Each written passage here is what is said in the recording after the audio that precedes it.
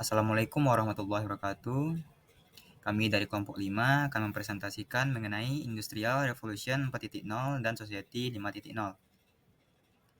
Anggota kami yaitu ada Welwen 2141219, Patricia 2141009, Caroline Angelina 2141198, Jeffrey Arifendi 2141306, dan saya sendiri Vicky Septama Deni 2141023, ada Dixon 2141232, dan Melvin Wesley 2141163.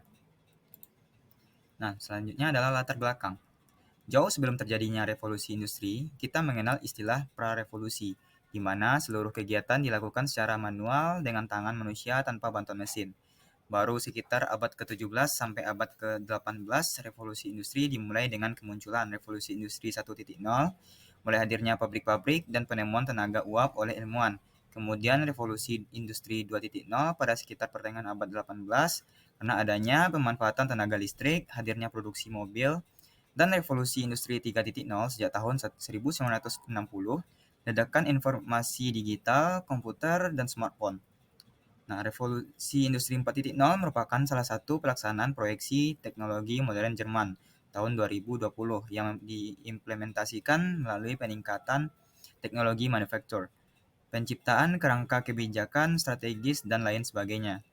Pada era Society 5.0, setiap perilaku kehidupan akan diterjemahkan dengan kecerdasan buatan atau artificial intelligence.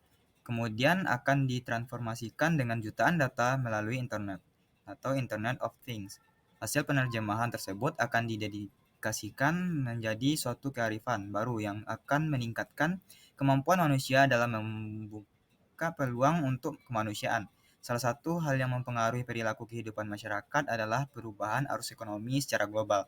Keberadaan ekonomi Indonesia saat ini telah larut dalam kondisi ekonomi global. Hal ini sangat mempengaruhi perekonomian Indonesia bila terjadi kenaikan atau penurunan kondisi ekonomi global. Menurut Justika tahun 2019. Tujuan dan manfaat. Penelitian ini bertujuan untuk mengetahui perbedaan antara konsep Society 5.0 dan revolusi industri 4.0, memahami penerapan konsep Society 5.0, dan mengetahui dampak positif dan negatif dari konsep Society 5.0.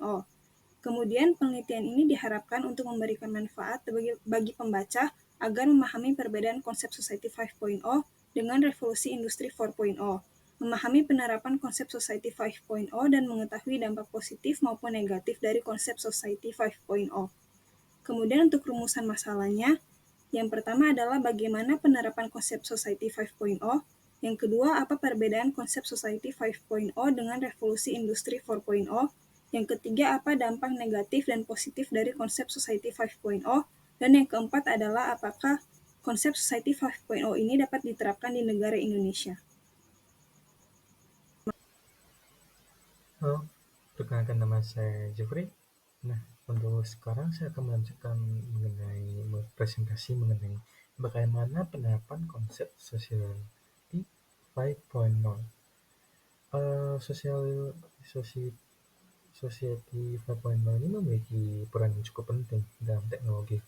Ya, contohnya ini automation, data analytics, connectivity, predictive maintenance, virtual or augmented reality, cyber security, dan lain sebagainya.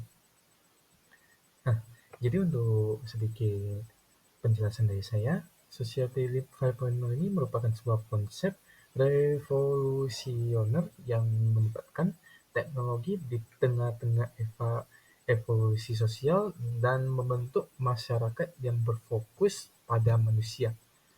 Nah, jadi dalam era ini, teknologi memiliki peran yang sangat penting dalam berbagai aspek kehidupan manusia. Dari otomasi hingga analisis data, konektivitas, pemeliharaan prediktif, realitas virtual atau augmented, hingga keamanan cyber, dan masih banyak lagi. Nah, salah satu pilar utama dari Society 5.0 adalah otomasi. Nah, teknologi otomasi telah memungkinkan meningkatkan efisiensi dan berbagai sektor. menghentikan pekerjaan yang berulang dan berpotensi berbahaya dengan sistem yang lebih cerdas dan otomatis. Nah, hal ini telah membuka pintu bagi kreativitas manusia untuk difokuskan pada pekerjaan yang lebih kompleks, serta memberikan kesempatan untuk menciptakan nilai tambah dalam berbagai industri. Nah, selanjutnya itu data analitis menjadi elemen kunci dalam Society 5.0. Dengan kemajuan teknologi dan komputasi, masyarakat dapat mengumpulkan, menyimpan, sama dan menganalisa sejumlah data yang besar dari berbagai sumber. Nah, data analitik ini memungkinkan kita untuk memahami tren, membuat keputusan yang lebih baik, dan mengoptimalkan proses bisnis. Selain itu, data juga menjadi dasar untuk menciptakan solusi yang inovatif dan menyediakan pelayanan yang lebih personal bagi masyarakat. Nah, konektivitas juga menjadi pilar penting dalam Society 5.0. Dalam era digital, konektivitas telah mengubah cara kita berkomunikasi, berkolaborasi, dan berbagi informasi. Dan dengan infrastruktur yang kuat dan teknologi jaringan yang canggih, kita dapat terhubung dengan dunia yang lebih cepat dan efisiensi. Konektivitas juga membuka peluang baru dalam sektor ekonomi, ada sektor dan pendidikan dan juga kesehatan, sehingga dapat meningkatkan kualitas hidup masyarakat secara keseluruhan. Pemeliharaan prediktif adalah salah satu konsep terpenting dalam Society 5.0. Teknologi ini memungkinkan perawatan dan pemeliharaan peralatan dan infrastruktur sebelum terjadi kerusakan atau kegagalan. Dengan analisis data dan sensor cerdas, kita dapat mengidentifikasi masalah potensi pada peralatan sebelum hal terburuk terjadi. Dapat mengurangi biaya perbaikan darurat dan meningkatkan efisiensi operasional. Selanjutnya ini mengenai realitas virtual dan augmented reality atau VR atau AR, yang juga berperan penting dalam membentuk Society 5.0, di mana teknologi ini tidak hanya menyediakan hiburan yang mendalam, tetapi juga membuka peluang baru dan edukasi, pelatihan, dan desain produk.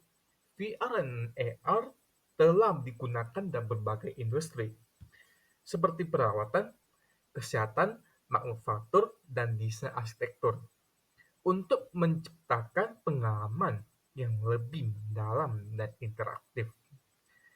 Tidak dapat diabaikan pula peran kritis dari keamanan cyber dalam Society 5.0. Dalam era digital yang terus berkembang, masyarakat harus dapat melindungi data pribadi dan informasi penting dari ancaman cyber. Keamanan cyber ini menjadi prioritas utama untuk melindungi infrastruktur kritis, sistem pemerintahan, dan privasi individu. Dengan menjadikan teknologi sebagai tulang punggung masyarakat, Society 5.0 menghadiri tantangan dan peluang baru. Dan dalam menghadapi era ini, perlu adanya kesadaran kolektif akan pentingnya etika teknologi, perlindungan privasi, dan inklusi digital. Hanya dengan memastikan teknologi digunakan dengan bijaksana dan bertanggung jawab, kita dapat mencapai visi Society 5.0 yang inklusif, berkelanjutan, dan memberdayakan seluruh lapisan masyarakat untuk mencapai kemajuan yang berkelanjutan. Perbedaan konsep revolusi industri 4.0 dengan society 5.0.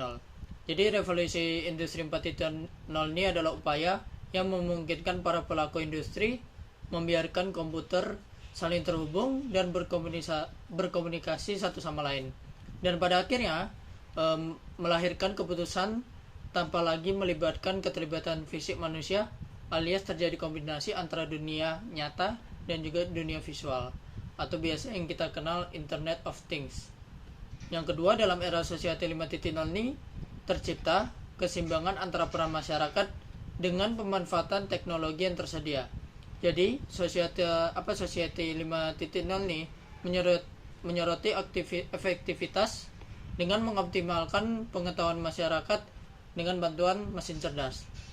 Dan apabila AI digunakan oleh revolusi industri 4.0, maka Society 5.0 ini lebih mengandalkan manusia sebagai komponen utama untuk menggunakan teknologinya. Terima kasih. Dampak positif dan negatif dari konsep Society 5.0. Yang pertama ada dampak positif, yaitu terdapat beberapa sisi positif dari konsep Society 5.0, seperti lebih praktis, efisien, serta lugas, dikarenakan semua pekerjaan dilakukan secara otonom atau otomatis melalui kecerdasan buatan yang menjadikan pekerjaan lebih mudah. Dengan adanya artificial intelligence, manusia tidak lagi dipekerjakan, sehingga lebih hemat biaya. Semakin berkembangnya dunia virtual, maka semakin mudah untuk terkoneksi antara satu pihak dengan pihak lainnya. Selain itu, informasi dapat lebih mudah untuk diperoleh berkat adanya dukungan internet yang lebih cepat, lebih akurat, dan tepat waktu, sehingga manusia dapat lebih menghargai waktu dan disiplin.